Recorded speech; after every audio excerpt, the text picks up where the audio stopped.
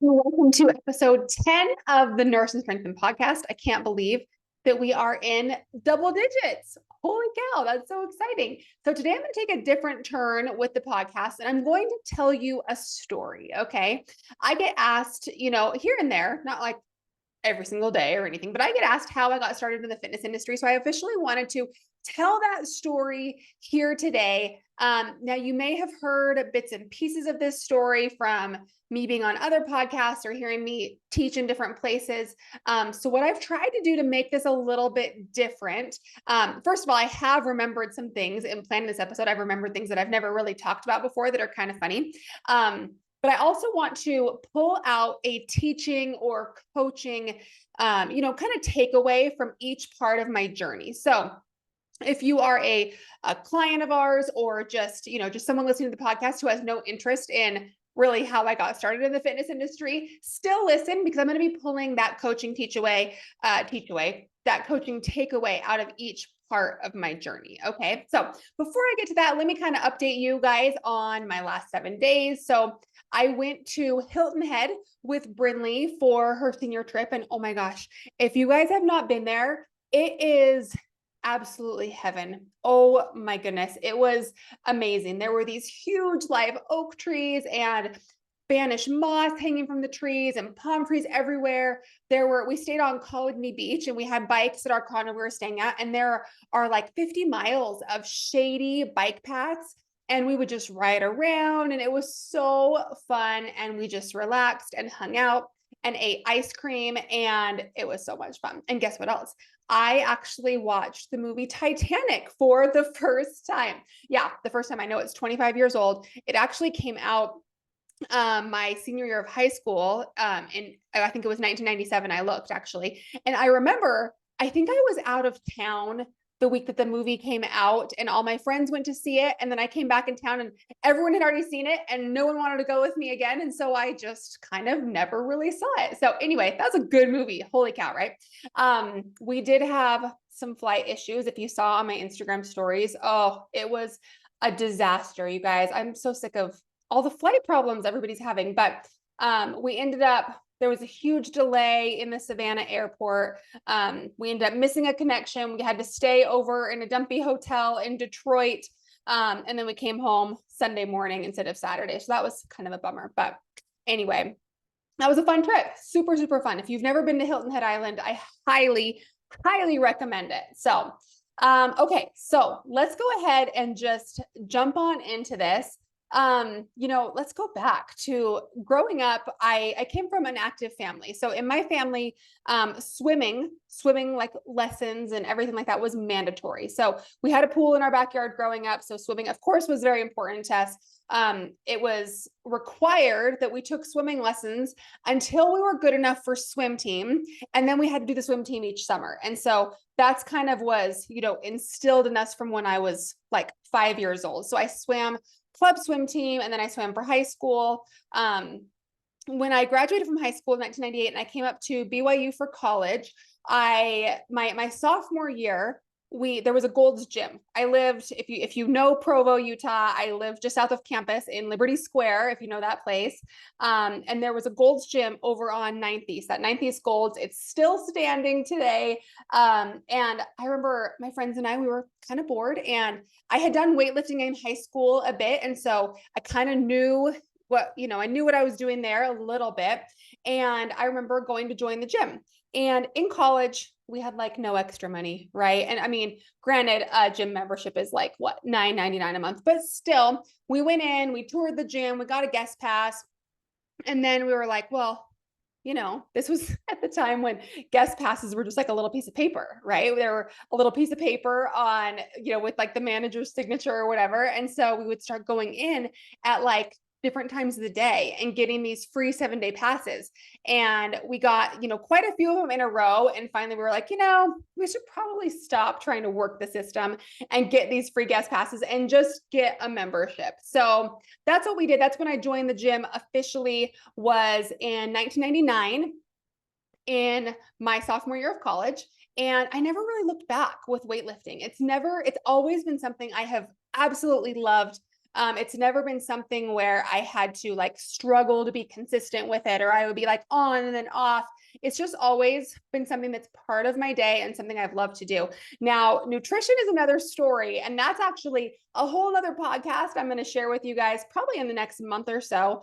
Um, I have so many stories with my nutrition and things I used to do and things I tried and what worked and what didn't work. So, like I said, I'm going to share all of that in the future.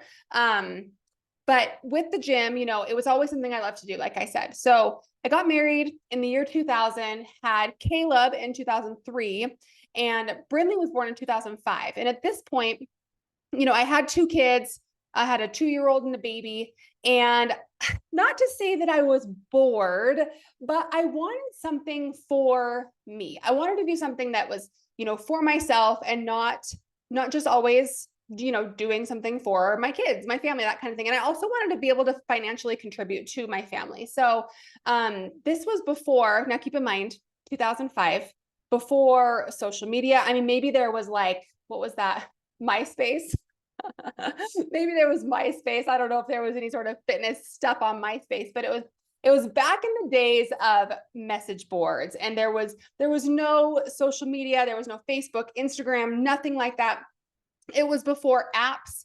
It was before like macro tracking. It was before all of this. And so the big place online where people like me hung out were the message boards. Okay. So holler if there's anyone else listening to this who was around in this time in the fitness industry. But I was big on the Oxygen message boards, Oxygen magazine. So I know, gosh, some of the names back then who are still kind of around, well, not kind of around, like Lane Norton was on the message boards, Alan Aragon, Lyle McDonald. I don't know if you guys know some of those names, but they're like the OGs of the online fitness space. And so at the time, like online coaching was in its very infancy, like nobody was really doing it. But I was like, well, I want to be a trainer. I'm nervous about it. I don't really want to work in a gym. I want to do something from home with my kids. A big part of this too was how I felt I would be perceived by others. And I was really embarrassed to call myself a quote personal trainer because at the time I didn't feel like I looked how in my head a personal trainer should look, which is so silly, I know, but it was a complex that really I struggled with for so many years. And so that's kind of why this whole online trainer thing really resonated with me, because I was like, oh, cool. I can do what I want to do. I can do what I love without really having to put myself out there, be in front of people, that kind of thing. Right. So I started out, I think I charged like $30 a month or something. And so I would write workouts for people in like the body of an email. I had an Excel template that was like their food log. They'd fill out their food log, what they'd have that day, that week, email that into me each week. I would give them workouts for the next week. I'd give them feedback on their food choices, that kind of thing. And that was pretty much the extent of it. So that's kind of how I started the very humble beginning. So here's takeaway number one. Okay. Takeaway number one from that phase in my journey is really the importance of accountability. Okay. Accountability is so huge, you guys. If you can't afford a coach or feel like coaching is just not in the cards for you right now, find some way, some person to be accountable to. So even just tracking macros in an app can help you be accountable. And then especially if you can track your macros for the day and show someone that at night, that can be really huge for your accountability. If you have a friend, or often spouses don't work the best here, but if you have a friend you can check into every single night and say, these are my goals. I did well today. Here's what I did. Here's where I struggled. Here's my goals for tomorrow. That kind of thing can go so far in helping you stay on track long term. Okay. And of course, a coach is huge. If you can afford coaching, if it's something that you feel like it's a good time in your life for. My team does coaching.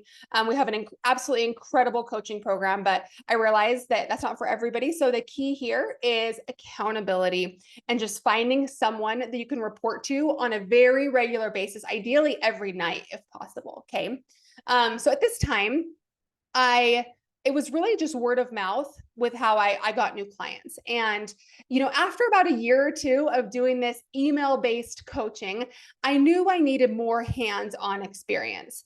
but I really didn't want to train in a gym because, back to that whole thing, I had a new baby. I felt like I didn't look fit. I felt like I didn't look how I wanted to. And so I was uncomfortable going into a public place and, calling myself a trainer or a coach. I was super, super embarrassed, but I knew I really needed to learn how to connect with people in more of that like one-on-one in-person scenario, right? And so I gathered all my courage, I got brave, and I found the smallest gym in my town. It was a little Anytime Fitness in Springville, Utah, over by Hobble Creek Canyon, if you know the area. I think it's still there to this day, I think. And I remember to my first interview, this is so embarrassing, you guys. To my first interview, I remember I brought Brinley. She was probably like 4 months old. And I remember pretending like I didn't have a babysitter or anyone to watch her because my husband was at work or whatever it was. And in my head, I was kind of like, I have this baby. I have this 4-month-old. This is why I don't look fit. If you feel like you don't want to hire me as a trainer because I don't look fit, it's because I have this baby. That's like was my thought process, which is so, so dumb. I did end up getting the job. I worked there from about 2006 to 2008 or so. And it was an amazing experience. It really built my confidence in working with a person and having those conversations and really learning how to motivate and coach an individual in person, and a lot of that applied to my work online as well. So really, okay, coaching takeaway number 2 is being in person helps you so, so much feel motivated, accountable, that kind of thing. And if, nowadays we don't do as much in person, there's so much online, worldwide, that kind of thing, Zoom calls, video chatting. In our coaching program, we use the Marco Polo app, which really helps it feel like you're right there with your coach and having more of that face-to-face conversation. So as much as you can do in person, face-to-face with your coach, your accountability buddy is ideal. So, I mean, even if that's meeting a lifting partner at the gym, anything like that will help you show up when you know you're showing up for someone, you're seeing that person's face, will help your accountability a ton. So I was working at the gym, okay, and I think it was in 2007 or 8. I was talking to somebody there. It was another trainer, and I remember she told me, she was like, you should really start a boot camp program. This is kind of the new thing that's coming out. Like group fitness has always been a thing, of course, like your classes at your gym, your turbo kick, your pump classes, all that's always been around. But this idea that she kind of planted the seed in me for was more of like, the original entrepreneurship, like starting my own business, not following someone's format, having me create the format of the workouts. And so it was this boot camp program. And I was like, no way, heck no. There's absolutely no way that you could ever get me in front of people with a mic on, like exercising in front of people. Like there's absolutely no way. I was way too embarrassed to do that. But I went home that night and I was like, I mean, maybe I could do it. I mean, I guess if other people are doing it, like, why can't I? That's kind of the theme throughout my journey is like, well, so-and-so is doing it. Why can't I do that? And I was scared, but I was like, well, I'm just going to try it. Okay. So here's what I'm going to do. I'm going to make some flyers. Because remember, no social media. I'm going to make some flyers. I'm going to hang them like at the library and maybe at the local grocery store, put them on some, the doors in my neighborhood. And I'm going to do the 6-week program. And I remember thinking, okay, it was $135 for 6 weeks. Okay. And I remember thinking, if I can get at least 8 people, it will be worth my time and I will do this. And so really, like in my head, I was like, I'm not going to get 8 people. There's no way 8 people are going to sign up for this program. But I remember the day, like I remember clearly the day that 8th person reached out to me to sign up. I was like, oh my gosh, now I really got to do this. I told myself 8 people, I was doing it. And I was like, I have to do this. I about had a heart attack. And we started, and it was in our local clubhouse in my neighborhood. And we had I think we had like 9 people. And then in the next boot camp session, we had like 15. In the next one, we had 20. And it just kind of slowly grew. And I did that for 7 years. And in 2015, it grew to about 175 people in my final session. And I only stopped it because I moved. And so it was really sad. I love that program so much. If you're listening to this and you were in that, you know how much fun we had.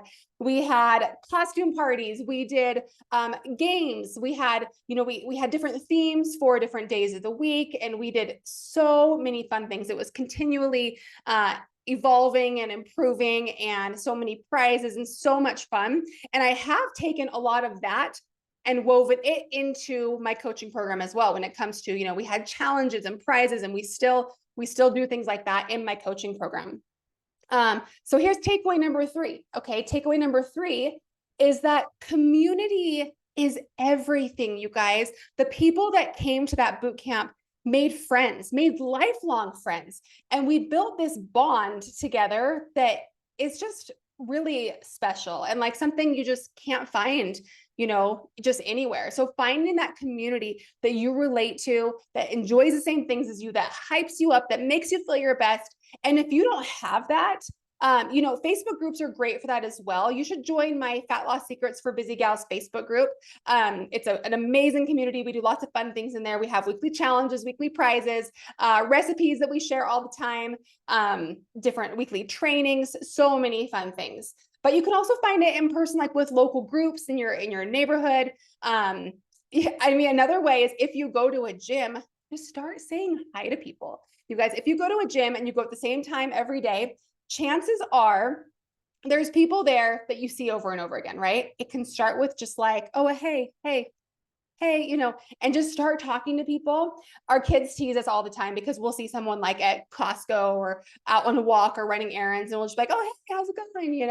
And they'll be like, let me guess, you know them from the gym. And we're like, yeah, like when you start going somewhere regularly, start being proactive about making friends and building that community. And it's so, so valuable. Okay. So back to my boot camp. During that time there, it was in 2013. One of my boot campers, she might've been an online client actually. She worked for a supplement company called Ideal Shape. And she reached out to me and she was like, hey, we're doing this social media promotion. This was 2013. So there was Facebook, and I think Instagram was just starting.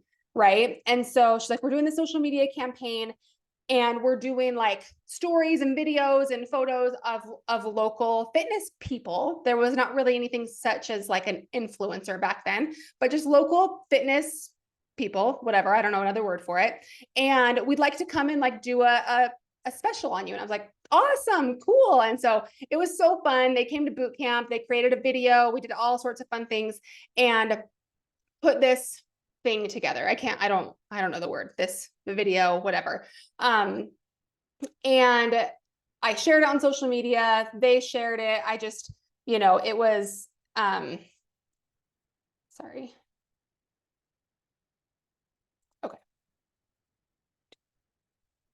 Shared it on social media, and it was just a little fun thing, right? So about a month later, I heard back from her, and she was like, hey, so Ideal Shape is actually looking for a head trainer. They're looking for somebody who can write programs with their supplements, who can, create workout programs to go with the supplements. We're hoping they'll do like TV specials, they'll travel, they'll write ebooks, they'll do all these things.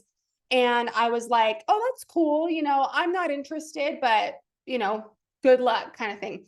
And she's like, okay, cool. No problem. I'll let them know. Like, do you have any friends who might be interested? I was like, oh yeah, for sure. So I sent him a couple names of some friends, and she came back to me and she was like, they really like your My Ideal video, and they really want to talk to you. And I was like, no, I'm good. I've got little kids at home. Like, I think my kids were, I think like 10, 8, and 5 or something like that.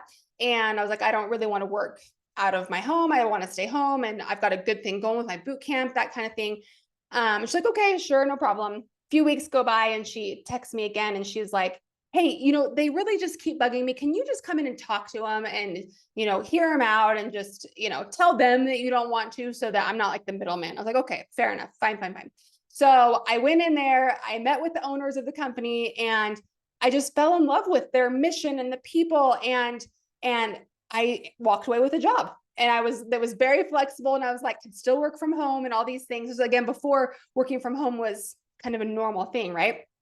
And so I jumped all in. I was nervous. I had never really done something for the masses before, right? Before it was like, the one-on-one, the programming for an individual person, working with someone at a gym.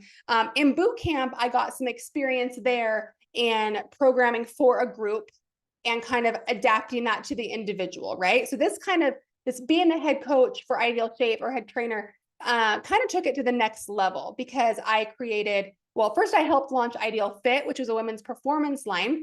And I created the 15-day Fit Body Challenge, 6-week Fit Body Challenge, 6-week Fit Body Sculpt, the 12-week Bikini Body, numerous ebooks. I was able to travel to the UK for the launch of Ideal Fit there.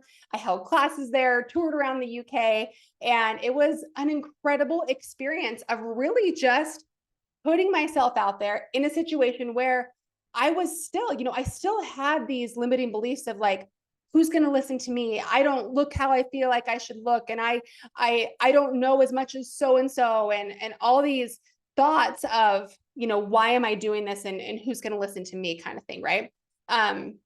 Now, one story that's kind of funny that I don't think I've ever talked about before is I remember it was in like 2014, I think, maybe 13 actually. And I was going into work one day, and I remember they were like, hey, you need to get on social media and make like a trainer page. And I was like, a trainer page? Like, what? No, ew, no, there is absolutely no way I'm going to make a Facebook page and an Instagram account that's about me and like calling myself a personal trainer. Like, absolutely not. That's preposterous, right? I was so embarrassed, you guys, so embarrassed. And they're like, no, we actually need you to, like, as for the business, we actually need you to, so that you can start like creating authority and posting content there. And I was like, oh my gosh, I can't believe I'm doing this, because at the time, I don't even remember. At the time, it was kind of weird. Like, maybe it wasn't weird. I was just embarrassed, whatever it is. I didn't want people to think that I thought I was so cool, or I needed a page calling myself a personal trainer. And we were like, what do we call it? And we're like, well, you're a trainer and your name is Lindsay, so how about we just call it Trainer Lindsay? And I was like, okay, sounds good. Type into Instagram, create account, Trainer Lindsay. Go into Facebook, create page, Trainer Lindsay. And I was like, oh geez, now what do I post here? Like, what is going on here? And over the years, that those pages just grew and grew and grew. And I got more comfortable with, sharing myself, sharing my authority, sharing my education. I did get a lot of hate. People were meaner on social media back then than they were now. It's interesting. I remember very clearly one day coming into work, and I looked over at, the team, and they kind of, I could tell they were talking about something, and I was like, hey, what's going on? And I could tell they didn't want me to see something. And there was some comments on this photo that they were using for an ad. And so it had tons of comments, and there were a lot of mean comments about how I looked. I was competing at the time, and I was very, very lean. And there were a lot of people just ripping apart my physique and my muscle structure. And they were saying, I'd rather look like the girl next to her, which I don't blame them. I was standing next to Caitlin Neal, and she is the biggest babe of all time. If you're listening to this, hey, Caitlin. And so, I mean, heck, I don't blame them, but it still did not feel good. Right. And, other times, like, so that was when I was like competition lean. And when I was not show lean, people called me fat. They said, I remember clearly, they said, how can I possibly take advice from someone who doesn't even look like a trainer, or someone who looks like that? And like, it was very, very hurtful. Over the years, I have developed thicker skin. And people, like, with the whole, body positivity, all of that kind of stuff, people aren't as mean on social media about bodies, I feel like, at least to me, thankfully, because I still probably would be a little tenderhearted about it, but I have developed a thicker skin. So my takeaway here is stepping out of your comfort zone. That was a huge journey for me while I was at Ideal Fit and Ideal Shape, was, doing something that felt hard in the beginning, but continuously doing it, it will feel easier over time. And that's how we grow. And that's how we become comfortable doing more and more and always pushing ourselves, right? In the beginning, the thought of me being a trainer in the gym was absolutely mortifying. Right. I was like, no way. I don't look like a trainer. I could never possibly be someone that was, the reference point for fitness. Right. And then once I got used to that, it was boot camp. Like, no, there's no way I could be up on a stage with the mic and leading workouts. Like, absolutely no way. I grew to love that. And then it was social media, starting a fitness page. It's like, absolutely not. That is mortifying. I can think of a million things I'd rather do than start a trainer page on Instagram and Facebook. But I did it. And it's all these constant moving forward and stepping out of your comfort zone is how we grow and how we get better as a person, right? So in 2019, well, back in 2016, there was an acquisition with Ideal Fit. And slowly over the years, it just became not the same as when we started, right? And so in 2019, I left Ideal Fit and I was still coaching. So throughout all of this, I was still doing my online coaching. And of course, that evolved. We were doing more now than just the workouts in a body of an email and the food log, right? We had adapted to tracking macros and we did some meal plans for a period of time as well. And I had an assistant coach and her name was Sierra. And it was just Sierra and I. We left Ideal Fit. And I remember thinking, okay, I'm going all in on my coaching business. And I knew I needed help. So I went to this marketing conference and I loved the team there. And so I hired them as my marketing team. And I remember the first thing they told me to do, here's another thing that's kind of scary, is tell a story on my Facebook page from my journey. I don't really know why, but at the time, my content, I wasn't really doing a lot of storytelling. And so in 2019, I was in the middle of my weight gain from my competing. And frankly, I was embarrassed. I was super embarrassed showing up on social media every day as a coach, as I was gaining weight every single week. It was just compounding, right? And especially coming from being competition lean, placing second in a national level competition. And so really being lean to a point of being like 40 pounds overweight, right? It was embarrassing. And so getting on Facebook, I remember I went out to the car in the middle of this marketing conference and it was at lunchtime and I recorded a story. And I talked about my weight gain and I talked about how I felt and how I felt like I could relate to people better now. And, I got so many messages. I got so many messages. And when I opened up about that weight gain, about how it affected me mentally and how it affected my body and my hormones and just how I felt on a day-to-day basis, guys, my business started growing and growing and growing. And I told more stories. I got more clients. I hired more coaches, told more stories, got more clients, hired more coaches. And now we have a team of 7 coaches and a full team of 14 of us. We're doing 7 figures a year and we're still growing year after year. And so it's been a huge journey of really, stepping outside of my comfort zone is one theme here, right?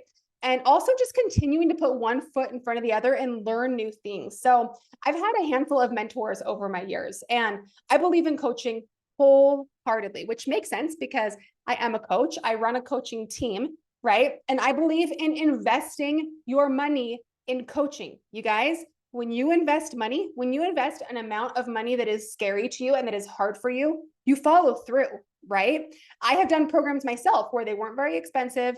And I kind of halfway did them, right? And I've done programs where I've spent upwards of $25,000 or more. And guess which one I got more out of, right? When you pay a significant amount of money for something, you follow through, you see the results, right? It just makes sense. Like when I wanted to compete, I hired a coach. When I wanted to do Spartan races, I hired a coach for that. When I was gaining weight, I hired a coach to help me try to lose it that was experienced in what I was going through. When I wanted to deep dive into my hormone journey, I hired a coach who was very, very good at that. When I wanted to learn more about marketing, I hired a marketing team and a mentor. when I wanted to learn more about gut, digestion, GI, hormone protocols, I hired mentors and continue to work with mentors on that. When my business felt stuck over a year ago, I hired a mentor who I still trust and work with to this day. I will always have mentors and coaches. When I want to achieve something that I haven't achieved yet, I find the person out there doing it who's doing what I want to do, and I hire them to help me do it. Could I figure it out on my own? Maybe, maybe not, but maybe, but it's going to take me a lot less time to hire that coach and that mentor and accomplish it. Right. So, takeaway, I don't know what takeaway we're on, maybe 5. I'm not really sure.